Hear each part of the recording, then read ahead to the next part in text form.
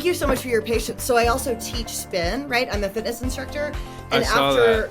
and after my class today, my boss taught a class. She taught a 420 ride, which is so funny Oh, that's because funny. I know we just did my 10-year sobriety ride. And then today she did a 420 ride and she gives out 3 rolled joints afterwards. Oh my And God. from like a local dispensary. So the class was fucking packed. So we had a ton of new people. So anyways, I just got stuck there. So I appreciate your patience. Are you California sober? Does that is No, that no, no. I'm at all? fully sober. Yeah, yeah. How do you handle that? Are you cool with it that Oh they had yeah. that event there? Oh, I Yeah, don't care at all. Yeah, yeah. I don't care at cool. all. We do like when I owned my studio, I owned a gym as well for a little while and we did like mimosa Saturdays every Saturday and I would pour the drinks myself and hand them to people and I mean, Right. I think at one point maybe early on that would have been challenging for me, of course, but it got significantly. I also just moved our screens if it looks different. Now I don't mind at all and I kind of try to like take that opportunity to show people, see, Yeah. look how normal we are. I can be around you guys smoking weed. Cause like when she did it last year for the first time, and she and I have been friends she was the first person I met in sobriety. We've been friends for 11 years. We've been Oh in wow. business together for a long time.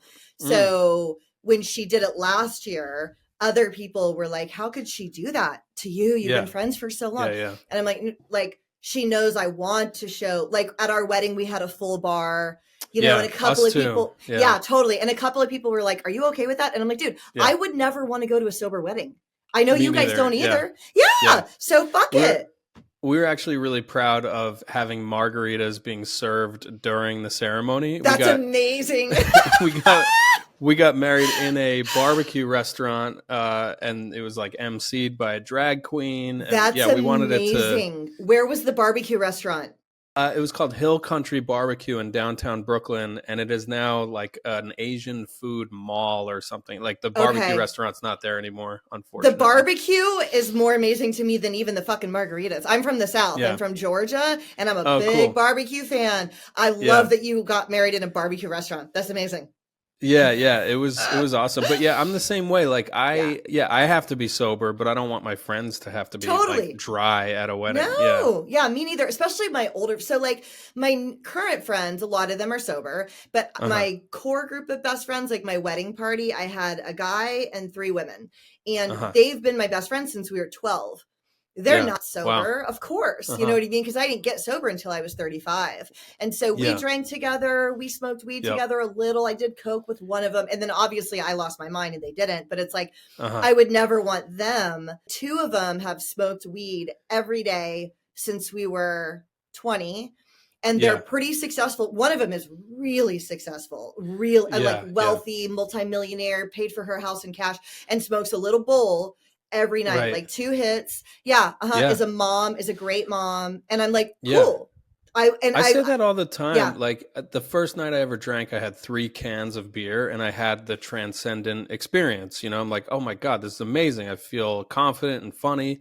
And I always say that if I could drink like that now, I would. I would love to have 2 or 3 beers and just feel great. totally. And But that's what I tell yeah. them too. I'm like, if I were you guys, like when people were asking about the event last year, the 420 event, I was like, I don't care at all. I would eat. I actually probably wouldn't eat it. I hated smoking weed even back then. And this is how Yeah. I know I'm a gnarly addict. I'm like, if I could shoot meth, I would. I don't miss drinking beer, but I See, miss meth, shooting meth. I'm like, I feel if I like could meth shoot would. meth once a week, I would do it. Yeah, and meth is much more conducive to spin class, right? Totally. Yes. Because It then you'll actually get through is. spin class. And weed and spin, I feel like is trouble because when I smoked, I just wanted to eat so much Taco Bell. So I think it Exactly. would Yeah. undo the Yeah. class for me. Yeah. She does Donuts it. too. Yeah, exactly. She does, at least she hands them out afterwards. And out here too in California, it's like I forget it's even a thing. Like it is Yeah. totally legal. It's been legal for a long time. Uh-huh. Like I think I had someone ask me last year because she was giving out joints afterwards from a local dispensary. They sponsor the Mm-hmm. ride and they give out Mm-hmm. joints and it's like a nice gift bag. It would be like if you're married, right? Yes. It'd be like if your wife went to a spa and they gave out a gift bag afterwards with like moisturizer. It's like that. It's a Right. little gift bag, but it's some gummies, a joint, a little sample of their newest flavor, and a Yeah. coupon. You know, it's like a Yeah, gift bag, and I it's forget. such a funny, it's so stylish and hip and Yes. designer. Like Yeah. I was just such a dirtbag Me beer too. drinker that Me like too. I Me don't too. relate to that. That's nice though. That sounds nice It is for cool people that though can handle it. for people that can handle it. Yeah. So speaking of you being a dirtbag beer drinker, let's talk about Yeah. how you became a dirtbag beer drinker and now you're a comedian. And I watched your teaser or the Oh, trailer cool. is funny. Cool. Thank you. It Thanks was for great. It was watching. funny. And because a lot of times people make sober humor and they'll Right, send me right. something and I'm like, and so I watched it before I DM'd you. I got the trailer from your publicist and I Oh, watched it cool. and I was like, oh, this is funny. And then I DM'd you Oh, back. thank you. It was Oh, that means a legitimately lot. funny, is my point. Like, otherwise, I just wouldn't have, I wouldn't have responded. I It was good. It was good. you don't know how much I need to hear that because the special comes out on Tuesday on Oh, April whoa. 22nd, and I'm spinning out with like fear, and Sure. I want to like pull the plug. I want to email everybody and say never mind, let's do it next year. Where's it I'm having releasing? that creativity U-turn thing Yeah, that totally. happens. Yeah. It'll be out. You can buy or rent it on any platforms where you would get stuff. So it'll be on Amazon or Apple TV, Oh, Vimeo, and whatever. I think pretty much anywhere you can buy or rent something, you can get okay. it. So Apple Yeah, TV and stuff. I mean, that's big yeah, time. That's legit. yeah. It's exciting, and I actually shot it at a young people's convention. So you won't see the audience. I had to blur the audience. That was part of the arrangement. So yeah, it's all sober humor. I mean, it's pretty twisted. It's pretty raunchy. We have to have fun in It has to sobriety, be. right? It has to be. So Well, did you yeah, watch Mulaney or Mulvaney? What's his name? John John Mulaney. Mulaney. Yeah, That yeah, was really good. I don't know if that you was saw beautiful. it. Yeah, Yeah, I didn't it even was want to great. watch Yeah, it. When I saw the trailer for it, his stand-up special is all about sobriety for those of you guys listening. When I saw the trailer for it, for some reason I was like, man, I don't know. I didn't think it would be that. And when I yeah, watched it, I was like, oh my gosh, this is so good. But it has yeah. to be raunchy. And so don't Right. don't be fearful at all. I thought it was really, really, really good. You promote the Oh shit out of man, that thing. And this thank is gonna God. release on Thank God we're Thursday. meeting. Yeah, I'm glad. And your episode's going to come out on Thursday, so we'll be able to Cool. say it just came out when you guys are listening. It came out 2 nights ago. You can get it on Yeah, Apple yeah. TV or Amazon. That's really exciting. Oh, thanks so much. Yeah, yeah. It was like basically, so yeah, I got sober when I was 27. I drank for 9 years, and I always wanted to be a comedian since I was like 13. And in sobriety, my first drug I replaced alcohol with was workaholism, Mm-hmm. and I burned out on. I was in TV production. I was a TV producer for many years, and I burned out. And then I did the Artist Way with some friends. I don't know if you're familiar with the Yeah. Artist Way. So yeah, and that led me back to this childhood dream of what my Oh, inner child want, which yuck, I know, but yeah, no, that got that's me doing really comedy cool. at Yeah. 32. I started, so this is 11 years ago. I started doing it, and pretty quickly I learned if I just told stories about the Yeah. stuff I was going through, the things I was struggling with, sobriety, and the chaos of being an active drunk, that all the best laughs I was getting at open mics came from just being really real. So this special is like it's basically just that stuff, like about my, and I called it, the special is called Qualification. So if you go, I don't know if you're a 12-step person, I but am. Yeah. yeah, They say we yeah. qualify at So meetings. Yeah. yeah, exactly. So That's I'm really nervous. cool, man. Did you self-produce Well, it using I this did. company? Okay. No, I did. It's all DIY, and that's the thing is like now anybody can put out a special. So I'm in my head about like, well, what are other comedians going to think? Like what, like all the stuff, and I'm just Well, like, like I I said, it's funny, and I wouldn't tell you that. I'm going to be so honest. I just wouldn't have written you back. I yeah, would have yeah, watched it and then just not said anything. So I'm okay, telling you, like I'm very picky about my show and what I yeah, do, yeah, and it's legitimately funny. And the one that you sent me, whichever trailer made it into my email, yeah, was, yeah. even though it was short, it was contextual and funny. That's a good. So I don't know Okay, if you've thank you. used different I'm ones in I'm different sorry. emails. I'm now putting you in the position of emotionally caretaking me. No, So you're not. thank No, you for dude, that. no, I don't. I completely understand. I would do the exact same thing. This is a really big deal. Okay, so Yeah. let's get to now, like I said, you ended up, by your description, a dirtbag drinker, drinking beers. Now you're a comedian. You got sober at 27, you said? Yeah, yep, Okay. yep. I So almost let's, made the club. yeah. Oh, fuck. I'm glad you It's a didn't. shitty I'm glad joke. you didn't. It's Yeah, a I got you horrible right joke. I'm away, sorry. though. No, it's okay. Yeah. I'm glad you didn't make it. So let's talk about how you ended up a dirtbag alcoholic who got sober at 27. Where are you from? Where did you grow up? Yeah, so I'm from the Hudson Valley of New York, small farm town. Grew up in a alcoholic household, child of divorce.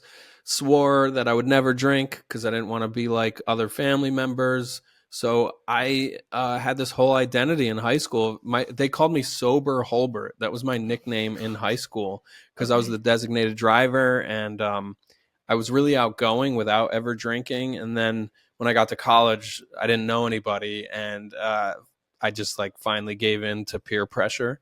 So I had my first drink at 18 years old. I was a Okay. freshman in college, loved it immediately. I Okay. had 3 cans of beer, and it was just like amazing. And yeah, I was off to the races. Within a year, I was in trouble with cops, and Okay.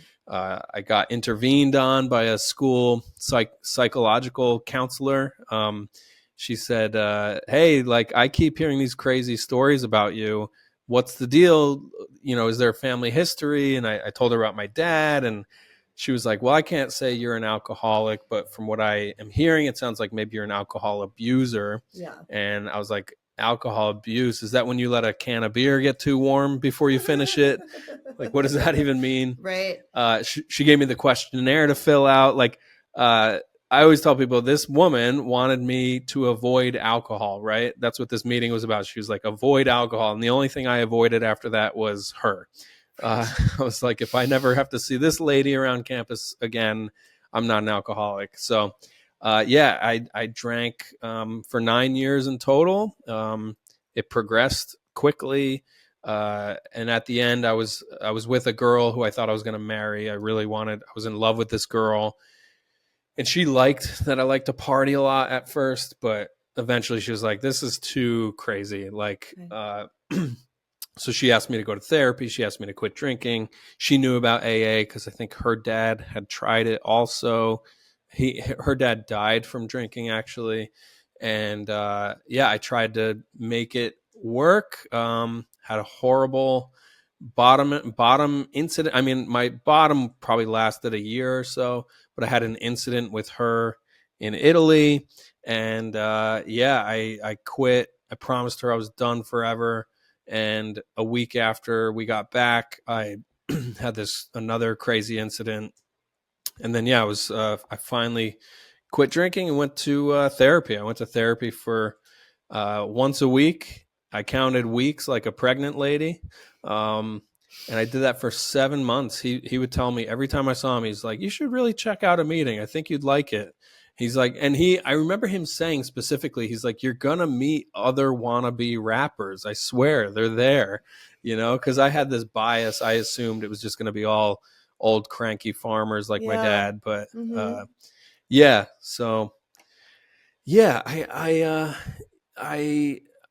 I don't know. I know I just glossed over it, but yeah, it was really for me about wanting to be somebody. Yeah. When I felt like a nobody on campus, when I got to college and I didn't know as many people as I did in high school, it really was like, how do I how do I get people to think I'm cool? How do I fit in? And that was the Um, drinking. That's how you did that. Exactly. And the Okay. drinking, as we know, is just a symptom. So it's like I think it tapped into like me not feeling great about myself because Yeah. I think the symptom in high school was like I was a people pleaser, and I would be whatever you wanted me to be in whatever situation, and I learned how to use my humor to like Yeah. win people over and be charming. Like I always say, before I ever drank, I was trying to get drunk on external validation, Right. and it worked for me. Like I was the prom king in high school. I was the homecoming king. Oh, They that's put me in the awesome. yearbook. Yeah, I was in the yearbook as best personality. So you're class of um, 98. We're both class of 98. 99. Yeah, yeah, 99. Okay. All right. Class of yeah, 98. Yeah. yeah. Cool. And yeah, all my friends drank. It's part of the culture in upstate New York. You drink in the woods. Everybody, all the Okay. parties were in the woods where I'm Okay. from. And yeah, I was just the designated driver, and I loved that because it felt like, okay, I get to hang out with the cool kids. Like all my buddies, they actually had a drinking name, like they called themselves the Booze Hounds. That was Okay. their nickname. Sure. Uh, so yeah, it was a way for me to like, yeah, I just like fit in by having basically being of service. I always think of that like I was basically a, that was my service position, was to like drive them to the parties, get everybody home Yeah. safe, Yeah. and and I wish I would like I knew in my gut that I shouldn't try drinking. You did think that. Yeah, I think I knew I didn't need it because Okay. there was two things going on too. Like I didn't need it to fit in. Like I was good at being an extrovert, and I also knew what I wanted to do with my life. Like in high school I knew I'm going to be a comedian one day. Like that's what I wanted. Through high school, you wanted to be a comedian.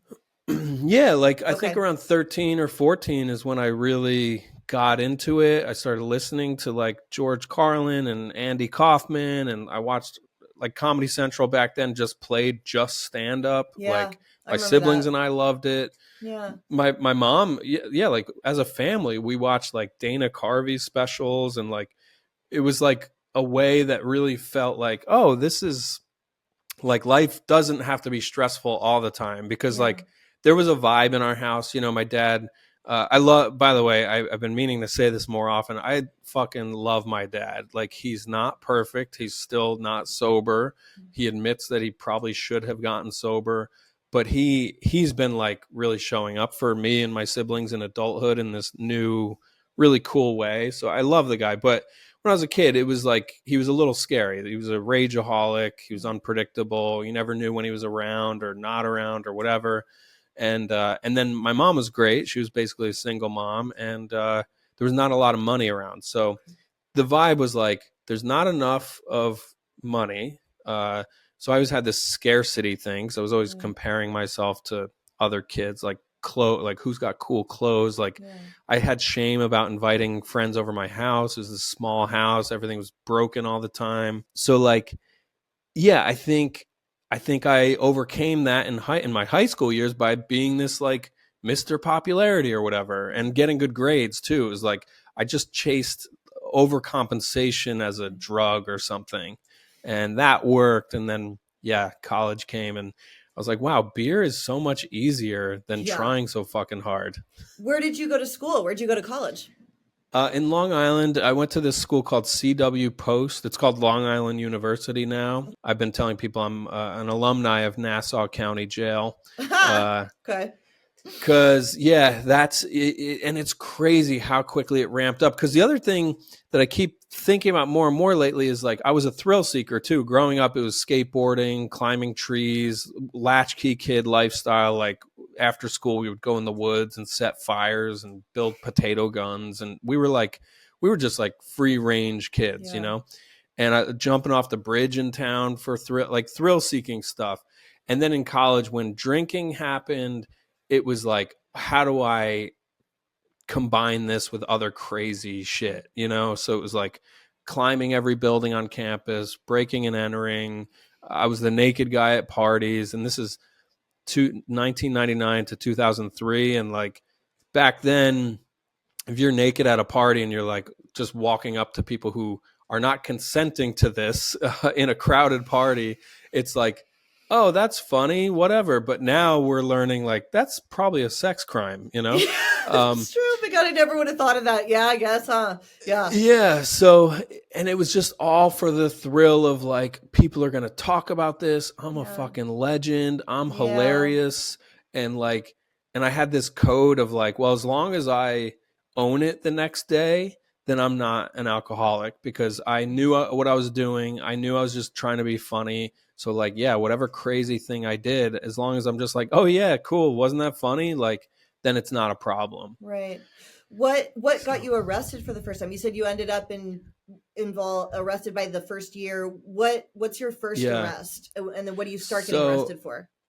So it was campus related, breaking into buildings and stuff. Yeah, the first time I guess was Gosh, it was a lot of interactions with police. Like the first summer, I stayed on campus every summer. I got a job as an orientation leader. So like by day, I was like this, student leader. I was very conscientious. That's how I knew the mental health counselor on campus. She actually helped us write a play for orientation about addiction and drugs and alcohol and safe sex and all that stuff. So she knew this version of me as this Yeah. conscientious student leader. And then at night, I'm just getting hammered and like I remember I threw a can of beer, a half a can of beer at a cop car, like a campus security car. So he came over. That was like, I remember all my friends being like, dude, every time we drink with you, the cops are somehow always coming, you know? Yeah. Um, didn't get arrested for that, but it was, and that was the thing too. I was always good at, and this is also in 2025, something I'm learning to talk about more with more hindsight, is my privilege let me get away with so much shit. Like the cop, I remember I threw the can at the guy. His name was Tommy. He was a campus security officer, and I knew him through one of my campus jobs. He played in my boss's band, and I helped them record something. So I knew Tommy when he wasn't in uniform. So when he came over, he's like, "Come on, Patrick, you can't be doing this shit. Like, go to bed or whatever."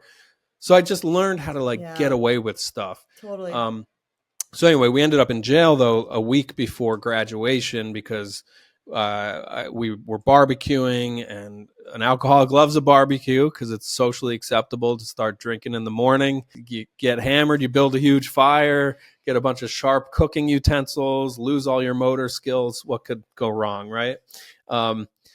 So we're partying, and around 2 a.m. after drinking all day, I said to my best friend, I was like, we need to go like get food, like even though we're full of meat already. And I wanted something sweet. So we break into the food hall to eat breakfast cereal.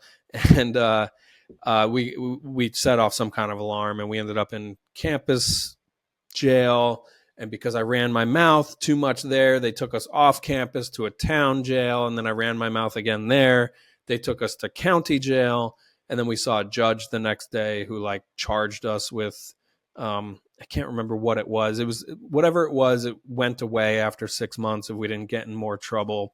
So yeah, and there was another arrest the year before that we broke into the new pool on campus. They built this beautiful athletic facility.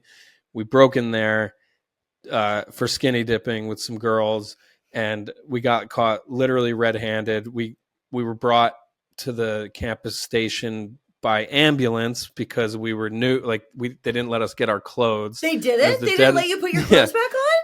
It was the dead of winter, so they had these bed sheets that they wrapped us in, and we got taken by ambulances.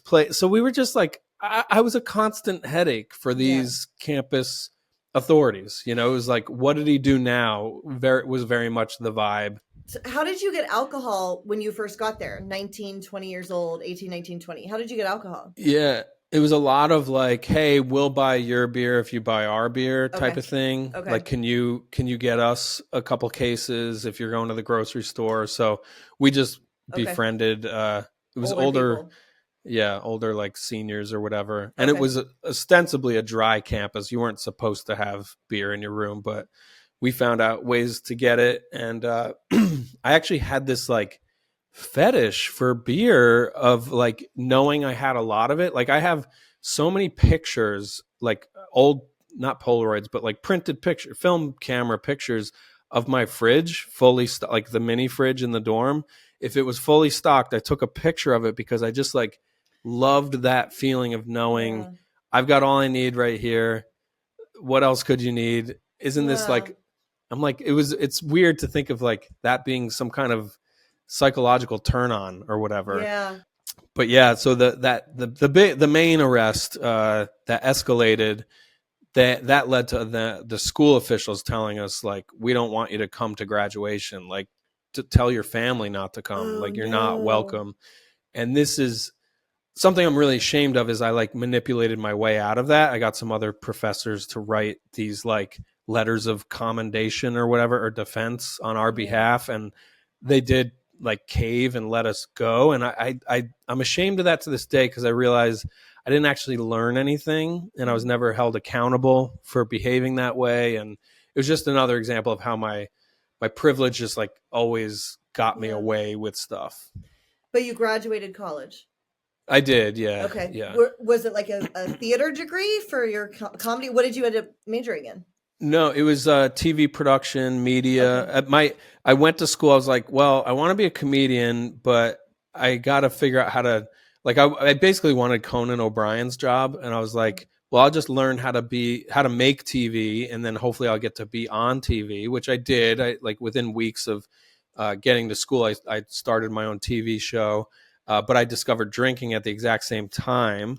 Uh, and I didn't lose interest in TV. I was always making TV shows, but I probably got distracted and I probably Yeah. wasn't as focused on it as I could have been. And Yeah. in fact, my first stand-up open mics were that first summer between freshman and sophomore year, and I sucked. Comedy's not easy. It's like No. really horrible, and I was 18 or 19, I guess, and I had no idea what to talk about, you know? Yeah. And I think when I realized how hard that was, I was like, oh, I'll just drink and be funny, and I'll start a band and be funny on stage. Like, I don't need to actually work hard at this thing. Yeah. So I have a lot of regret over letting the alcohol kind of win that little Yeah. standoff, I guess. Yeah. So after you graduate, where do you go after that? Do you stay in New York, or what did you do? Yeah, I like any good alcoholic, I had a girlfriend who had an apartment, and I knew how to sort of exploit that. So I just crashed with her in Queens for a couple months after school, and I started working as a PA in TV. And I think by August, I had enough money put together to get my own apartment.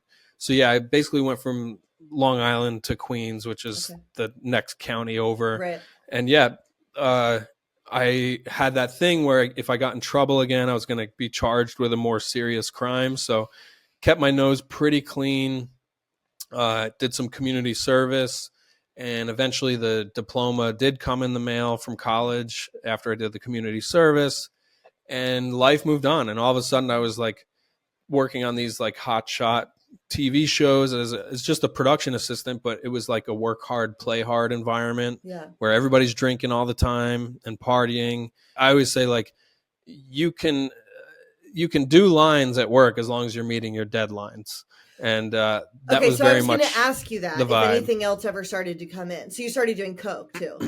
I actually didn't. Okay. That's just like a shorthand joke I make, but everybody at work thought I was the coke guy because of how I behaved. Yeah. Like I really was like kind of insane and manic when I drank. Like I know it's a depressant, but I would dance all night. I would talk your ear off. I would hang off anything climbable in a public place. Like if it was a bar and there were rafters, I would find a way to kind of like Yeah. monkey my way above the bar or whatever. And so people were like, if you want to do coke, you got to talk to Patrick. He's got it.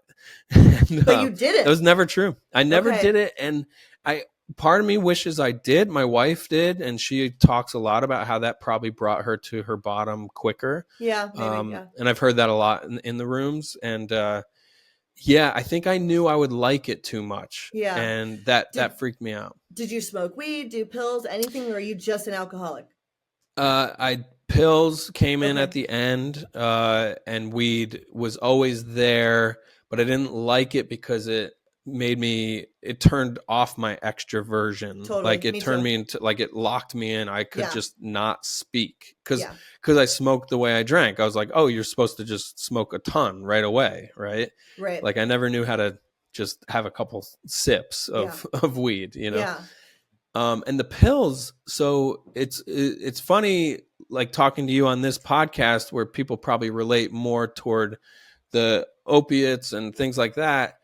I was always freaked out by pills. One of my closest drinking buddies at work, he was real into Adderall and oxys, and he actually would have a dealer come meet him in the bathroom at work, and I Yeah. was always like, who's this friend you go meet in the bath? I was so naive. Yeah.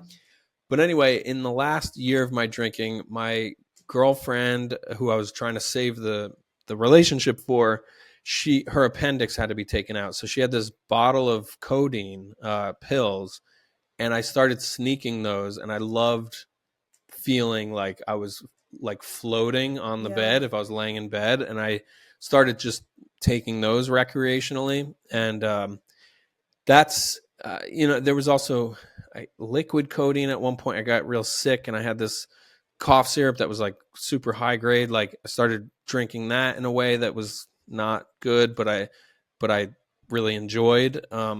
So, but yeah, for the most part, it was just like tons of alcohol, a Okay. lot of mostly beer. I loved the feeling of being really full, and I loved bragging Okay. like, oh, I had 20 beers today or whatever. Yeah. Like I thought that sounded cool or whatever. Yeah. Yeah. um but yeah, so yeah, the short answer is a little bit of other stuff, but mostly Okay. alcohol. So what happens in Italy? You said there's an incident in Italy and then another one when you get back. What happens? Yeah, so me and the girl, we book a 9-day trip to Italy, which it was supposed to be a romantic vacation, but romantic for an alcoholic means let's find all the town drunks. Right. And so, and like the diviest bars. So we're in Venice, Italy. It's our second night there. We find a dive bar, and I get just hammered with these two guys, and we're having a good time, like a soccer game's on or whatever. And she eventually was like, I don't feel safe here anymore. Let's go back to the room. Like, I don't like this. And that really pissed me off that she didn't want me to drink with Mario and Luigi anymore. Um, so on our walk back, I broke up with her. And we're together at this point for a year and a half. Literally thought she was the one I was going to marry. So I'm like, well, she wants to end my night. I'm going to end the relationship. Oh my God. And you're in Italy.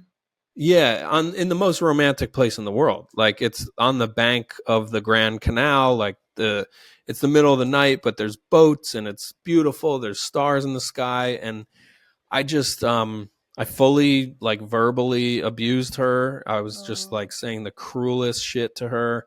I I remember saying, "You just don't want me to drink because I'm awesome. Like your dad couldn't drink like a real man, so like you." And her dad fucking died from a stroke from drinking, and Oh it was just like no. Yeah. unspeakable horrible stuff. And that's the thing. I still have friends to this day that are like, "Oh man, you used to be such a fun drunk," but they wouldn't see like when I was so cruel to Yeah. people like her in that situation. Yeah. I was always extremely cruel to my siblings, my closest friends, and my girlfriends. And Interesting. those were the people that would get this like monstrous version of me. So anyway, she like takes off from me. She like runs away basically and locks me out of the hotel. And what's cool about Europe is all the hotels have these wrought iron bars on the windows. So I start climbing the outside of the hotel to get in.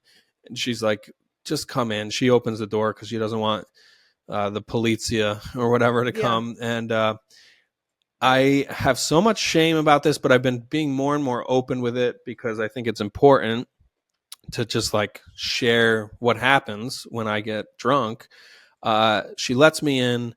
I find like the most beautiful piece of clothes she has, and I just pick it up and I blow my nose into it Oh as a no.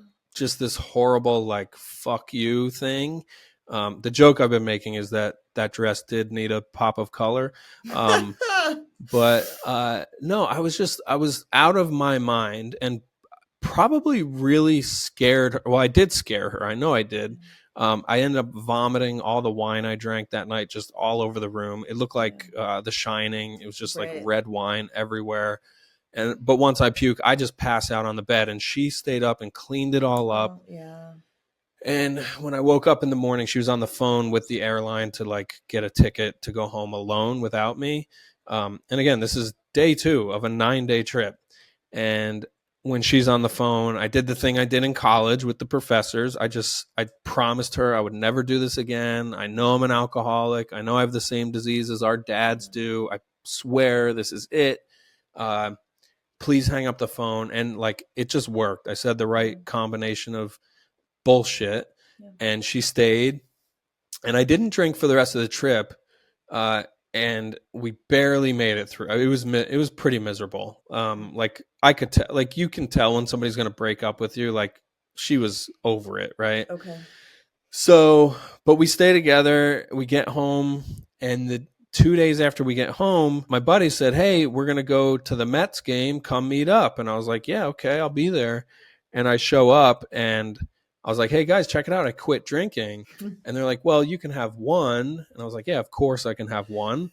And I had already promised her I would be home early and I wasn't going to drink, right?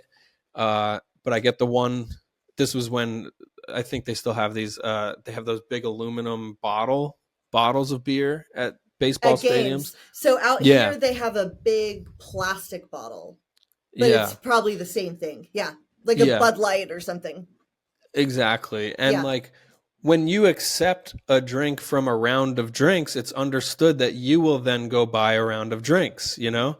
So, of course, one turns into 10 or whatever. And it felt like a blink of an eye that I was drunk again. The game was over. And we are now drunk driving from Queens into Manhattan to go party more. And I end up in this like shitty Irish bar, falling all over the place on the dance floor, flirting with every woman who would listen to me. And I ended up getting kicked out because I just kept falling down too much. So they like cartoon tossed me out onto the street, you know? Hmm. And I staggered home at 5 in the morning or whatever and crashed. And then I woke up again to her on the phone with someone else. And this time it was my brother, who was a few years sober at that point. And he and her basically saved my life on that phone call because he told Okay. her, he was like, "You gotta just kick him out if he's not gonna stop. Like he's gotta, you cannot let him come back if he's gonna keep doing this stuff." And that was August 23rd, 2008, and that was my last night out ever because that phone call worked. Um, So wait, now so you yeah, have, how long do you have? That's your sobriety date that day? yeah, yeah. Wow. So 16 and a half years. Yeah, Okay. So that's when you start going to therapy. You agree to go to therapy, but not meetings. exactly. And that was the Why? undoing of the relationship, I think. Okay. All right. Uh, Okay. Okay. Yeah, because my dad had done some meetings Okay. when I was growing up. Like I would see the big book around our house, you know, and I just had this bias. I was Yeah. like, it did not work for him, so I'm Right. not doing that, you know. And my brother was court ordered at that point to do some meetings, and he went in our hometown, and he told me like, yeah, they're not great. It's like Okay. the same six guys telling the same three stories. I have learned that that's bullshit too, because I've Hmm. gone to meetings in my hometown and they rule and they're Ah, massive. There's yeah. there's like 50 people in Well, there, maybe back and then it was different, or maybe he was just who knows? I think my dad said actually kind of a profound thing. I remember having this phone call early in my sobriety with my dad. I was like, "Hey, I quit drinking a couple weeks ago. I remember saying, I'm seeing a counselor. I was too ashamed to say therapist. I was Sure. like, I'm seeing a counselor. Um, and my dad was like, you know what? You're going to be okay because you've always been outgoing. You know how to talk to people, even if you're not drinking. And he was like, your brother and I, we need it. We need social lubricant because we're shy. We're more introverted. So I think you're going to be okay. And I'm so grateful for that. I feel really lucky that that's the Yeah. case. And I think my brother, maybe he went to some bad meetings, you know, maybe he did go to some small ones and just Yeah. kind of let that feed any fear he had. I don't know. Yeah. Okay. But anyway, so yeah, I went to therapy, but I didn't want to do the meetings. And that's what fucked up the relationship because I wasn't. I wish the therapist said, instead of like, you'll meet other rappers there, I wish he said, you'll meet other dudes trying to save their relationships. Like, go meet Yeah. other guys who are on the verge of breakup, you know? But Yeah. that never came up. Uh, my therapist, this guy definitely saved my life, and I love him. I owe him so much. But he wasn't a great therapist. He actually would fall asleep during our sessions sometimes. And he would also tell a lot of his own war stories. He was Oh, in gee. 12 step for cocaine stuff, and Okay. he loved telling me about models he used to bang and like Oh my crazy stuff he God. did. And I'm like, I just remember thinking, this guy, this is just fun to hang out with Right. this guy. Yeah. But I have now learned like that's not what therapy is supposed to be. Um, but yeah, I always say like I wish if I went to meetings, I would have learned what a resentment is and how you Yeah. process a resentment, because I had a huge resentment toward her. I was like, Yeah. she has taken away my whole identity. Like Yeah. for 9 years of drinking turned me into a total like bro, like I'm a party animal. This is my whole personality. This is all that matters. Like I'm going to do this for the rest of my life. Like I love drinking that much that I was like, Yeah. this is all what I'm all about forever. And Yeah. I perceived it as she stole that away from me. And Right. if I went to 3 meetings, I would have heard somebody say, yeah, I really resent that somebody's making me do this. Right. But I Totally. have to own my part of it and really admit that I'm not, like I didn't Yeah. learn the Yeah. logical system, Right. So, So what makes you start going to meetings? so we break up. So Okay. I'm 6 months dry basically, or 6 months, sober, going to therapy. And she's like, "This, we're done. This is, it's like I basically did too much damage that Yeah. didn't get processed." And I think we both realized this is like, I think we both realized I needed to actually get sober before we could like deal with the relationship stuff. So, uh, I say she kicked me out, but I guess I just moved out. And yeah, luckily, because when I quit drinking, so many things did improve. Like I Okay. started making a bunch of money. I was getting better jobs. I had free time to like do more stuff. Like, so I had money. I could afford my own place. I got this cool like loft in Brooklyn, and I was like, all right, I'm like, I have arrived. Like this was my I have arrived moment. Yeah. And I remember thinking like, well, I don't have to stay stopped for her. Maybe I should try again. I could like, maybe I've grown up a little bit, whatever. And thank God something told me like, just go to the meetings, like don't drink yet. Like I wonder see why. Anyone else would have, I would have drank again. yeah. Do you I remember what that sounded like or felt like? Was it like just a little intuition or something? What was that? I think it was probably George, my therapist. Like I think I Okay. was just so painfully lonely. Like when I Okay. got kicked out, and even though I had this cool new place, like it felt real fucking empty. It felt Okay. so lonely. And I think he was just like, you gotta go to a meeting. You're gonna like, I think that probably got through finally. I do think that was a spiritual experience in itself, that like I it felt like a very clear fork in the road. Like you can go be a party boy again, or you can give this thing a real shot. Totally. And oh, you know what it was? I told her I'll do this for a year and then we'll decide. And I really did have this thing in mind of like, I'm going to not drink for a year and then I'm going to decide. So I think I Okay. just knew, So you I were going to think, complete the yeah, year. It had been about 6 months, and you're like, I'm going to yeah, do the year. I told her I'd do the year. So even though I could drink right now, maybe I'll just keep going like that. Kind exactly. of. Okay. Got Yep. it. Okay. Yeah. And yes, So, also, I'm sure a spiritual experience. Like there was some yeah, divine intervention there.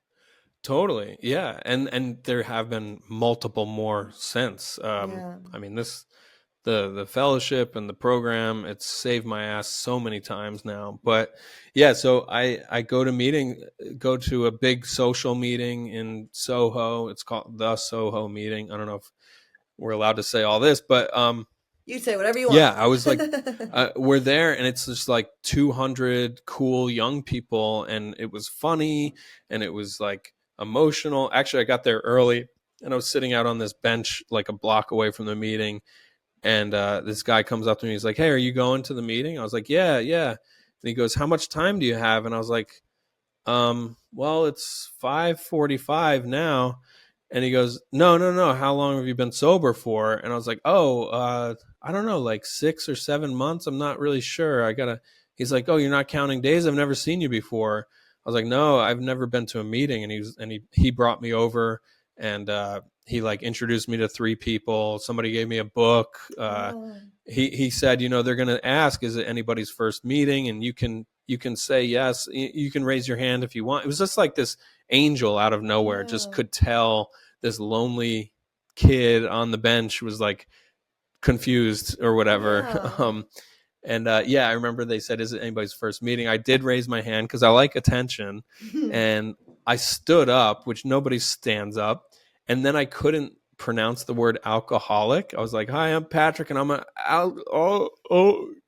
alcoholic," and then they just went nuts, and it was just Yeah. like, "Oh my god, like this is what I need," you know. Yeah. Yeah. Um, so That's a beautiful thing when that's very cool. Like when our world of people show up.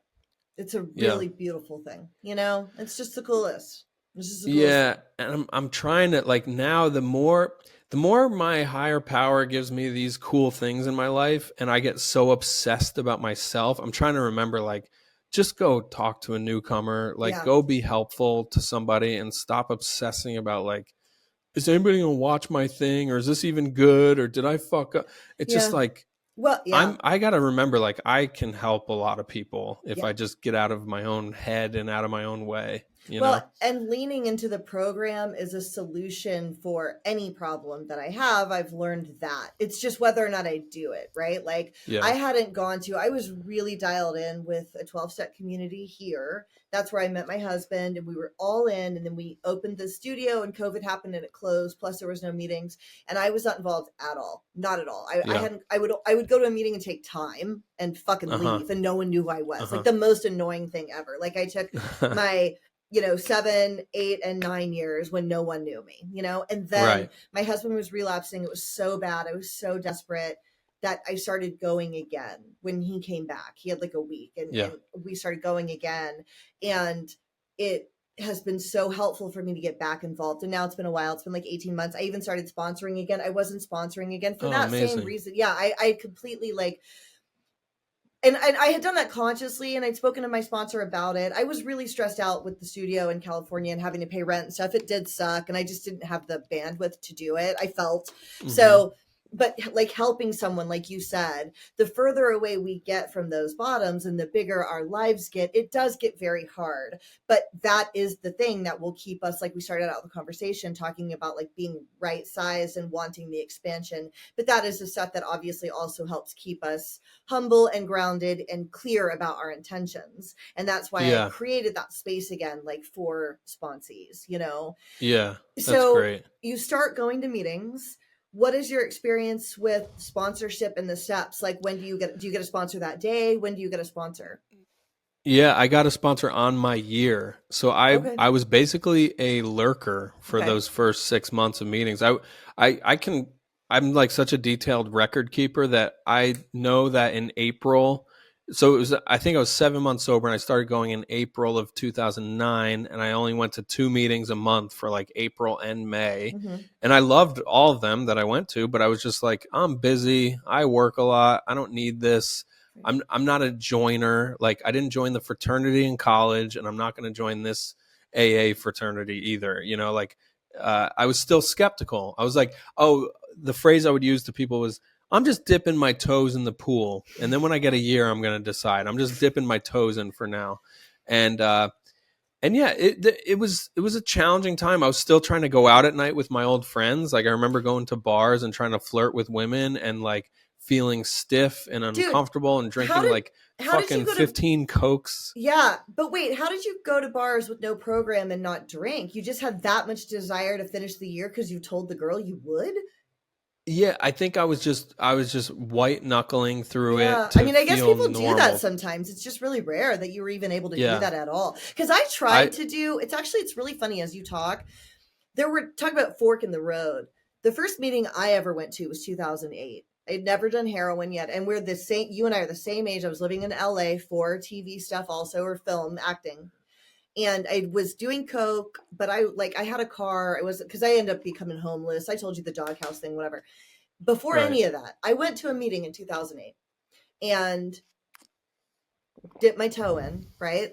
Right, right. But didn't do any of the things and didn't stay sober. And I didn't get done until 2015 when I had to because I'd become a homeless heroin addict. And it's like I did try to continue going out with my friends and I couldn't. And you Right. could. That's wild. Yeah, I think it's true luck of the draw, just luck of circumstances. I don't even know. Like Or, I yeah, or, and I wouldn't say this unless I were the person that had kept going. I wouldn't be so bold as to put this on someone else. I also think our stories unfold the way they need to for us to be of service and for it to affect mm, us, right? Like yeah, yeah. I was so arrogant in 2008. I mean, it sounds like maybe you were a little, but like Oh, very, you yeah. at least were open to stopping. I wasn't open to stop. Like I had to Hmm. become a homeless heroin addict for me to be like, oh, I can't drink. You know what I mean? Yeah, Like, yeah, and I'll talk to other people about it. And so I also yeah. think it's like what does get us to that service of element where we're needed. And that had to be my story. Yeah, that's And interesting maybe this because has to be yours. yeah, and I think I was arrogant in that I was just like, I don't need this the same way these other people need it because I Yeah. have a cool job. I have like a cool apartment. Like I'm doing okay day to day without Yeah, drinking because I think I was also experiencing the vanity of it. Like I was like, oh, my face isn't puffy anymore. totally. And all the superficial stuff was like enough. Um, but then, yeah, I just got sad and lonely. And then Yeah. when I joined, I realized, oh my God, this is amazing. And I think I Yeah. just kind of viewed it from the start as like, what an incredible tool. And this would be stupid to not tap into. Um, so that first 6 months where I was lurking, I still had this probably superiority complex of Hmm. like, oh, I don't need to actually do this. Yeah. And then at a year, uh, that was the first time I ever raised my hand to say how much time I had. The place erupted, and because it was at another big social meeting, and a guy came up and he was like, "Do you have a sponsor?" And I was like, "No," and he's like, "This guy's your sponsor," and he just like gave me a sponsor, and that's when everything changed in my whole life. I mean, that was like, okay, I'm gonna do this, and I'm a good student, so Yeah. I liked the idea of getting together with somebody and reading the book and doing the steps, Yeah. and he made me make coffee at the meeting, and like that changed everything. It was like it went from like this superficial tool that might be useful to like, oh, this thing is gonna save my life if I give it a chance, and I actually join and learn about humility and all that stuff. Yeah, totally, totally changed everything. Why did making you make the coffee change your life? How did all of it change your life? I love this. So, yeah, so that was like, so I made coffee with Aaron and oh my God, I'm blanking on his name. Nick. Okay. Aaron and Nick, and I had to put them in my phone as Nick Coffee, Aaron Coffee, because we had to make coffee for 200 people. So you had to get Hmm. there an hour early, get these huge urns cooking, and at the time I was traveling a lot for TV production work I was doing, and I was like, I'm such an A student. I'm like, oh my God, they're gonna fire me from this. And they were like, no, just text us when you're not gonna be able to make it, and we'll get somebody to cover, or you can find somebody to cover for you. Um, and somebody pointed out, they're like, part of doing service is so that you can learn how to ask for help when you need it. And that just it turned into me getting more and more people's numbers. Uh, Nick and Aaron, they were never like my close buddies, but like Nick and I became buddies for sure, and we had like a social circle. That's when I met people who were starting this band.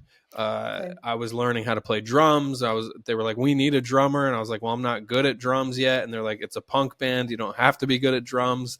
So, and it was all because I had to go to this meeting when I was in town. I had to be there to make the coffee. Yeah. Um, and then we all started going to this one clubhouse in the East Village, and we all started sharing meetings on different nights of the week, and we were all going to each other's meetings. And that's when I started seeing my wife around.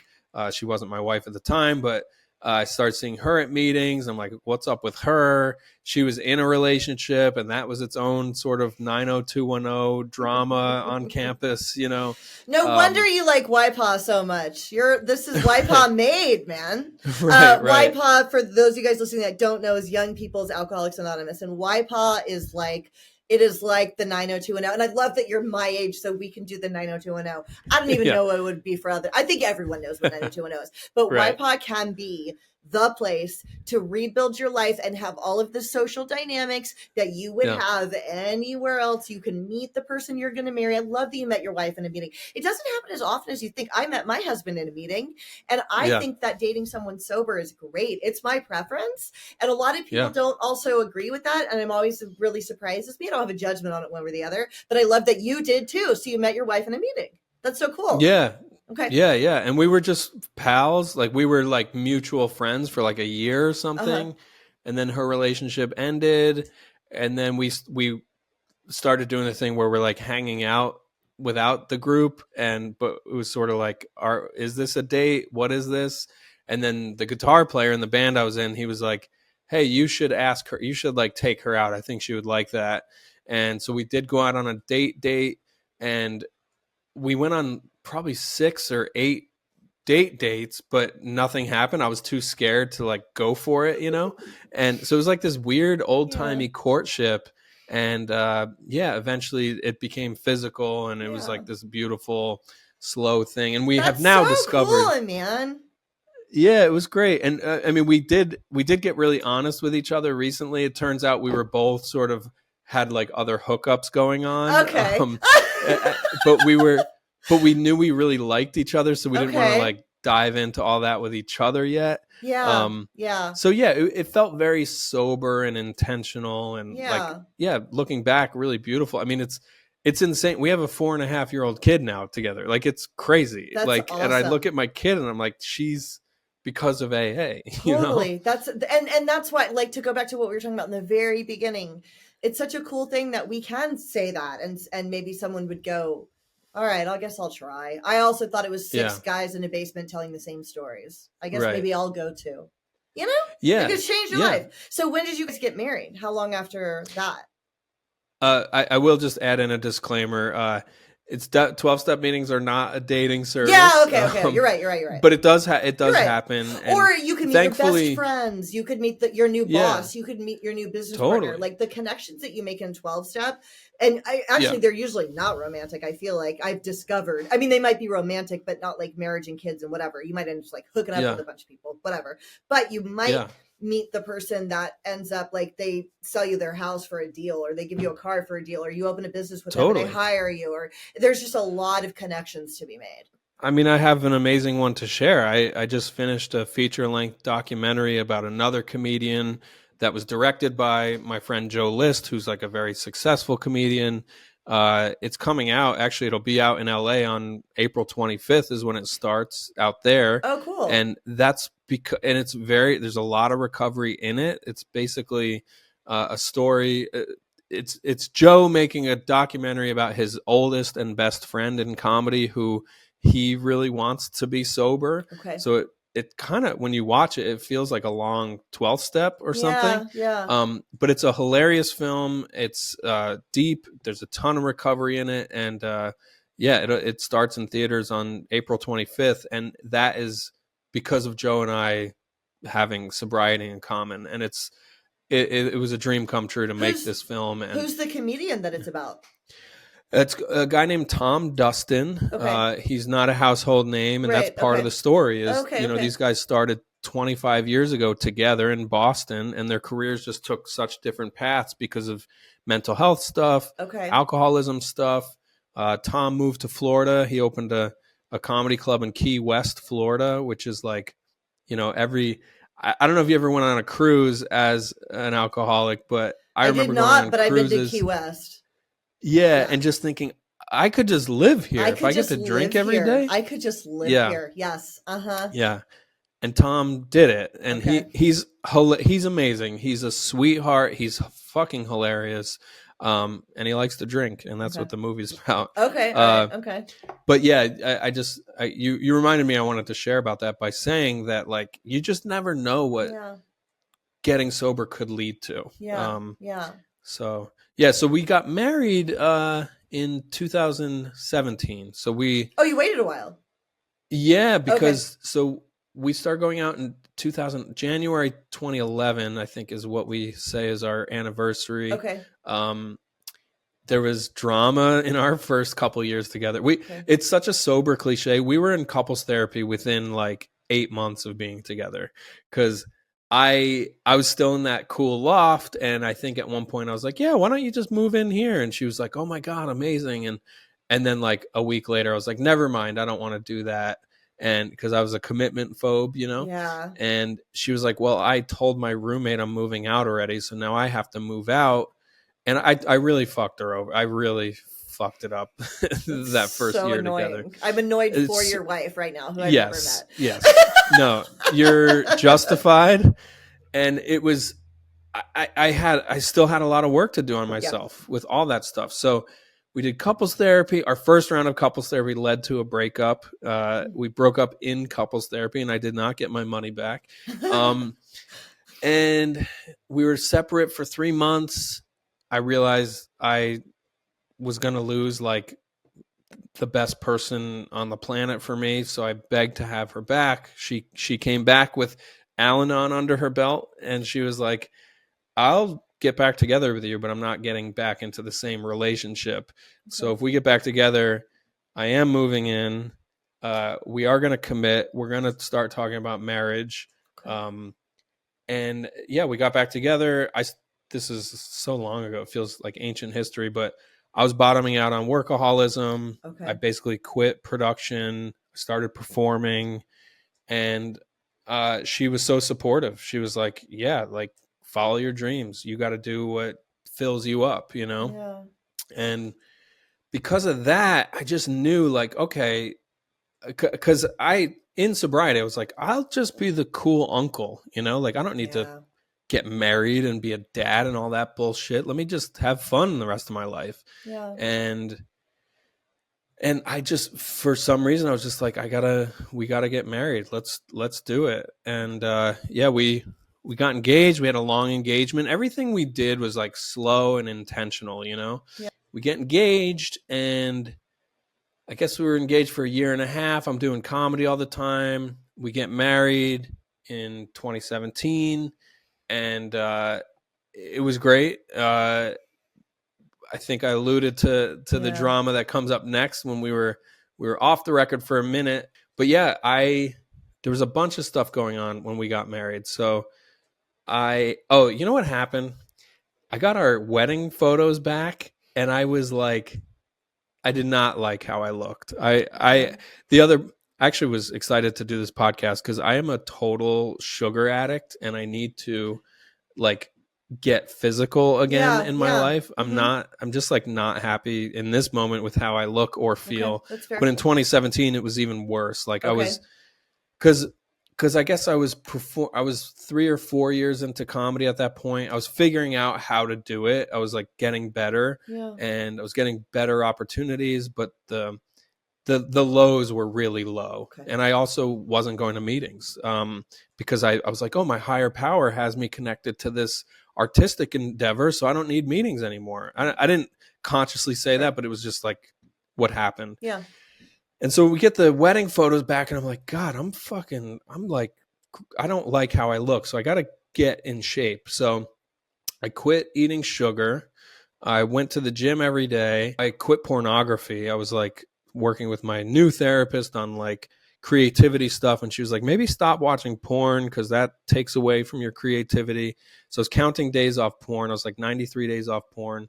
And uh, I, and I was not going to any meetings at Right. all. Right. And I just started making pretty nutty decisions. One of Yeah. which was I decided that my wife and I were polyamorous, which turns out you have to talk to your partner about that first.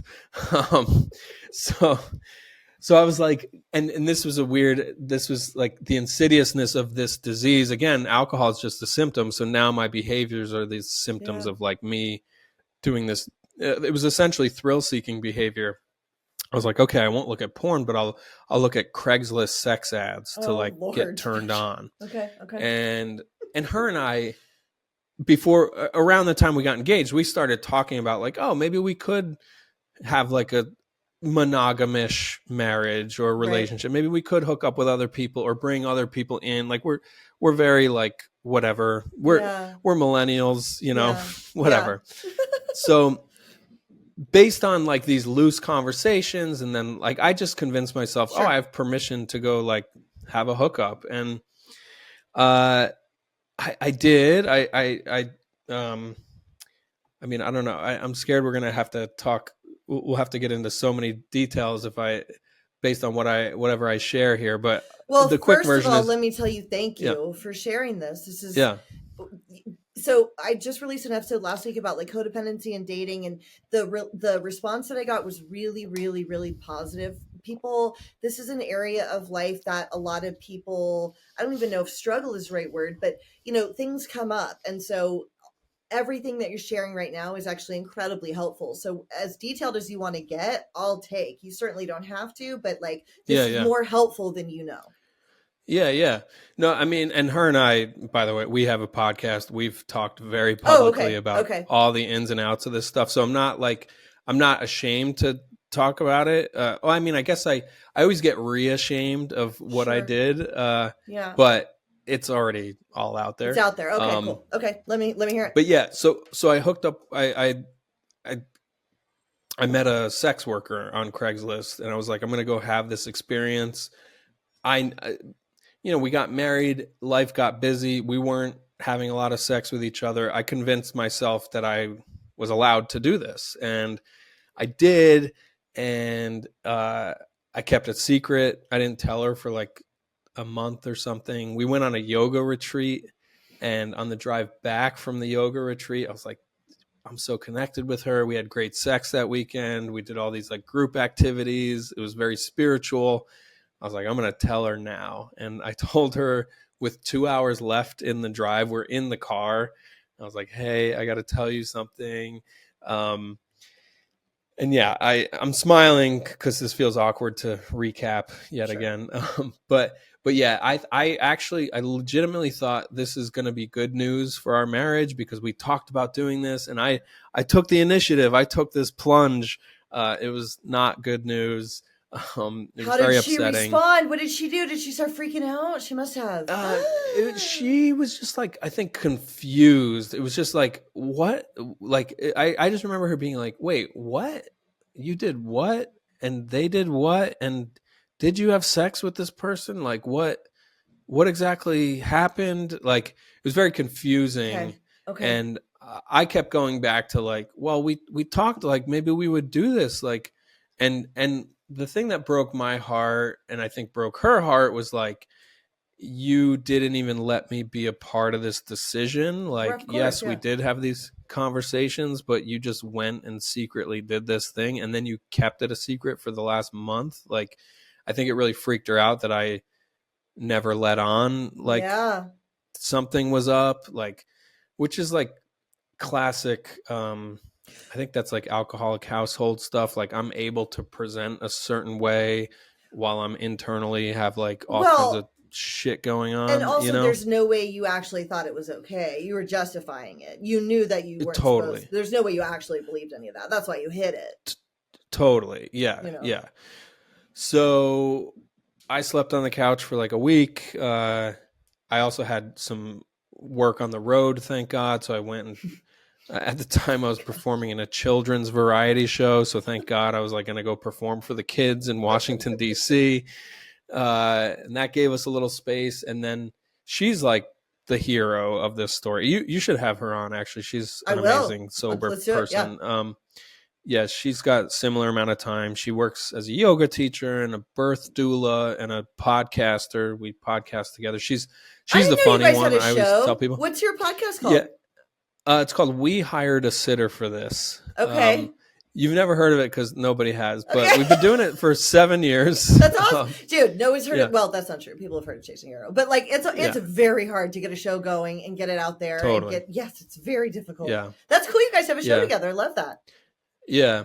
Good. But she's the hero of the story because like I come back from that trip and she's already got like a couple couples therapists lined up for us, and she's like, we're gonna go see this person and we're gonna work through this, and like that changed everything. Oh, and I forgot to say, like, the night of that drive when I told her and I knew I was just like in the doghouse, she was like, I don't even want to look at you or see you. Like, there was a lot of door slamming that night.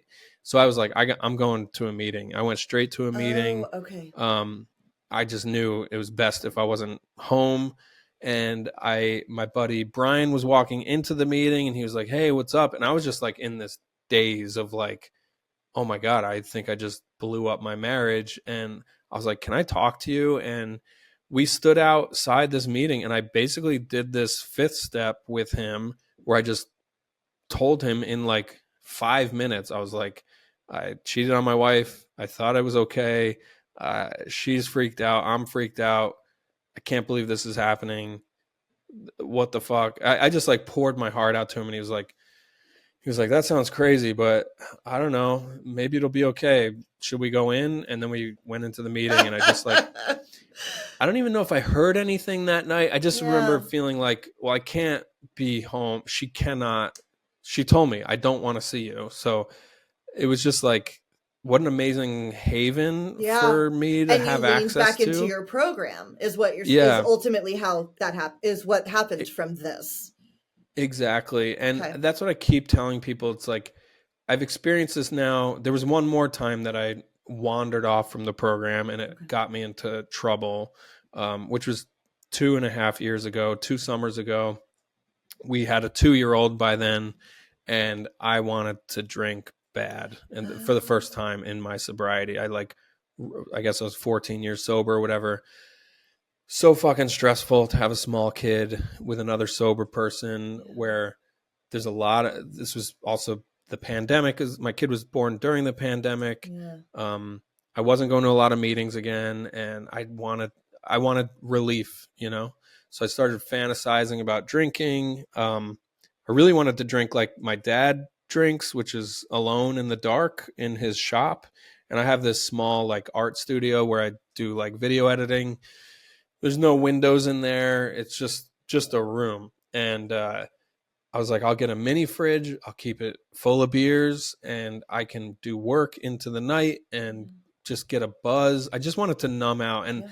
that's not how I ever loved drinking. I was a social party animal. Like I Right. drank a Right. shitload. I binge drank. I was an alcoholic, but I never did the full on, I'm just medicating. And I started planning it 2 summers ago and I was like, I need this. And thank God I went to a meeting and I started sharing about how lonely I was, because I also was alone with my kid for a week because my wife had to quarantine. She got COVID again. And so I was all alone with this small kid. And uh, yeah, I was just like losing it. And Yeah.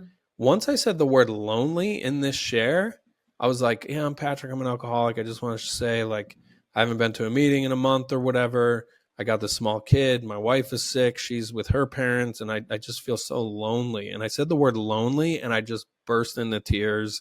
I could barely get the words out. I felt so ashamed of that in itself, that I was like a person with 14 years sober, like talking about how bad they want to drink. Like Yeah. it felt so fucking twisted and like just felt really horrible. And man, thank God that's a clubhouse that's like 10 blocks from where I live. And I just was like, I got to go here. You know, Yeah. this, I had like, and people told me that, like people I have known for years, they're like, yeah, you got to keep coming back. Like we miss you. And Yeah. so anyway, that's my home group now. I go there as often as I can. I can't go every day, but it's a few times a week. I'm there every morning at 9, and it's like, if I just know that if my life gets bigger again and I get something Yeah. exciting going on, I'll have that thing of like, well, I don't need meetings so much right Yeah. now. Yeah. But I'm hoping I know that that is my priority. Like I Yeah. have to keep taking care of myself and being of service to others. Like that's so my message I've been sharing a lot about lately is like staying at the center of the herd, you know, like we Yeah. have to be in the center. I love, man, I love that you shared that because my husband and I were on our way to a wedding. He had been using, and I kind of wanted to use again for the first time in a really long time. And I Mm, called my sponsor and I was like, I feel like such a fraud. I have whatever it was, 8 years, 9 years. I've got this show, this podcast, sobriety podcast. I feel like a fucking fraud. And she was like, Janine, you would be a fraud if you said you never wanted to use again.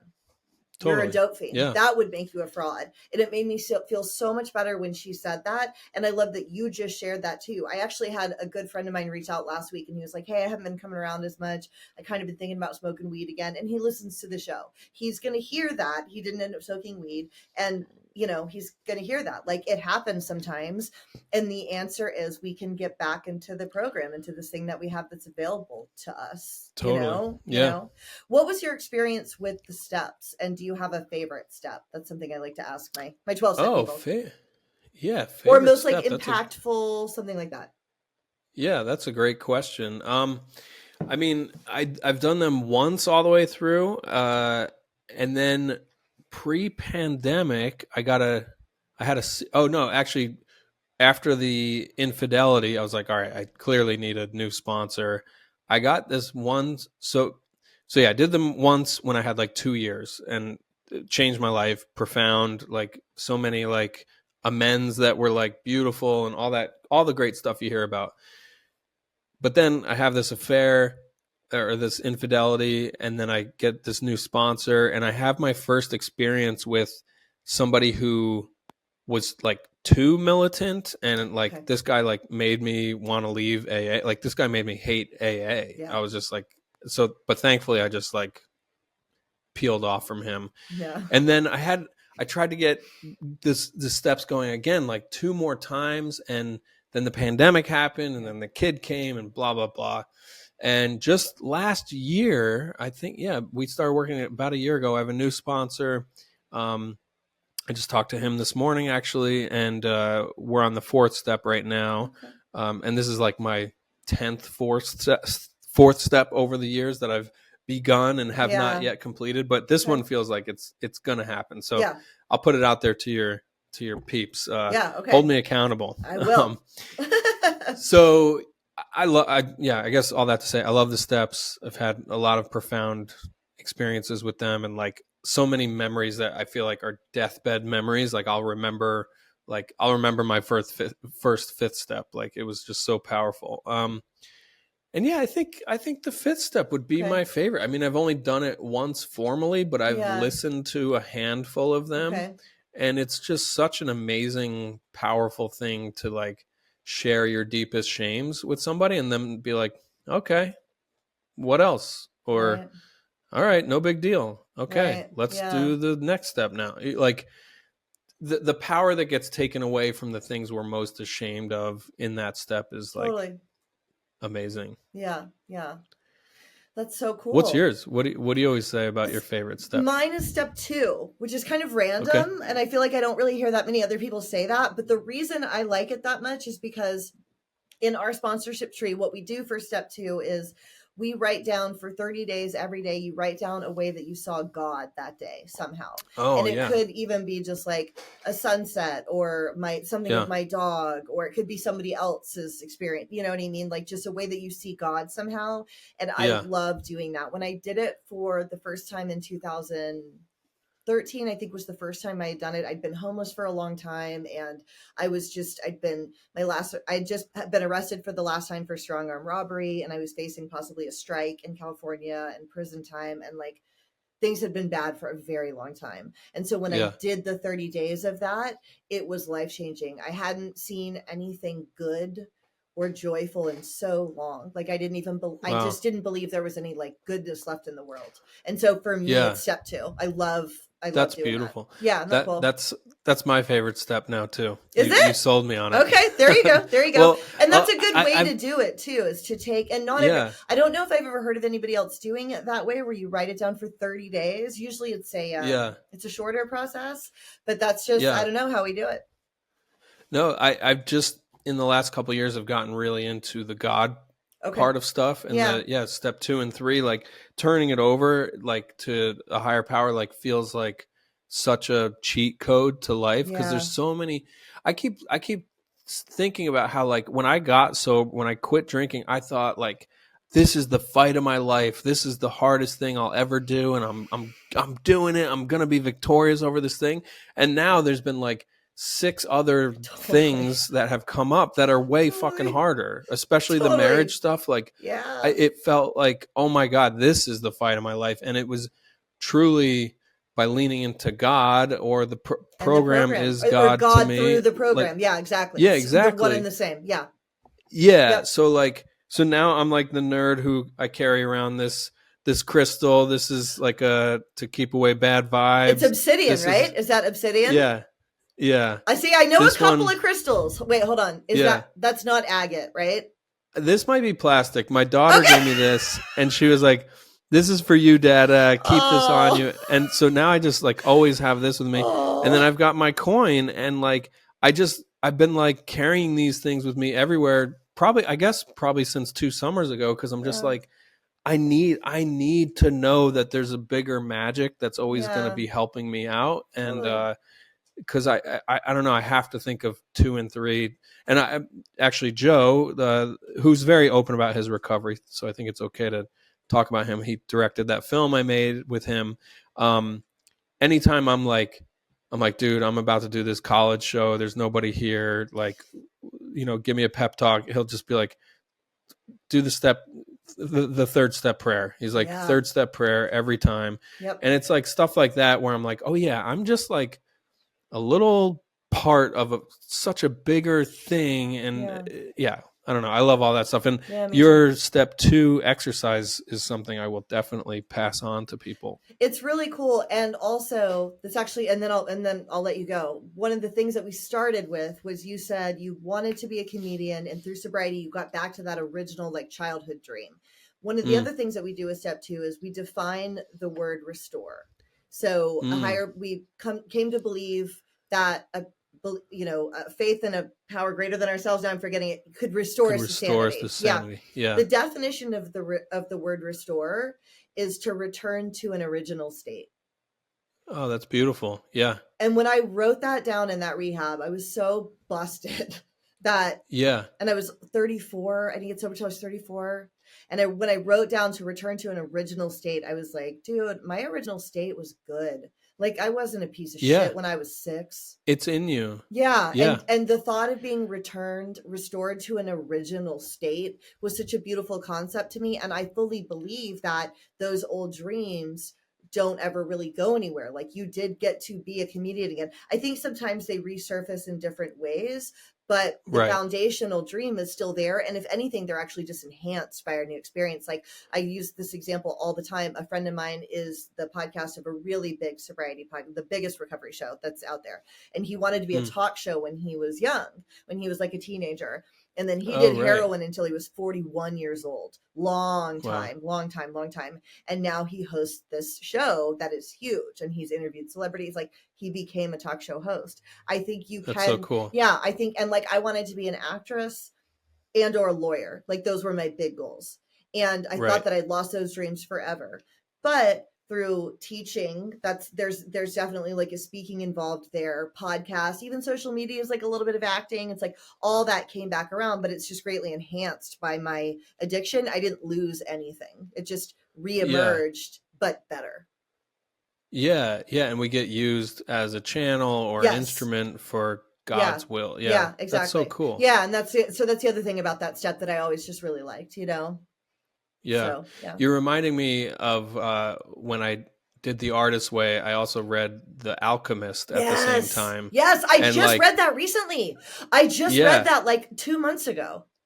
Yeah. And like, to do those two things coming into my life at the same time, when I was like really Yeah. bottoming out on workaholism, it Yeah. like felt like I was tripping out or something. I was like, Yeah. holy shit, this is like unlocking everything. And like, a lot of people hate on books like that, but like, I know, I but I don't don't know care. if, You know, yeah, I know they do too. Or like The Power of Now. They're right, right. legit. That's like, these are Yeah, yeah, foundational principles, you yeah, know. yeah, So The Alchemist, for me, I felt like it meant the kid had everything he already needed at home. He just came yeah, back with more experience, right? yeah. Okay. I think, I I didn't mean, talk to anybody about it at the time. it's been 11 years since I read it, Okay, but all right. like, Read it but yeah, again and then tell me if I'm right. That was what I read. but It's sort of like the typical hero's journey. Yeah, exactly. And Right.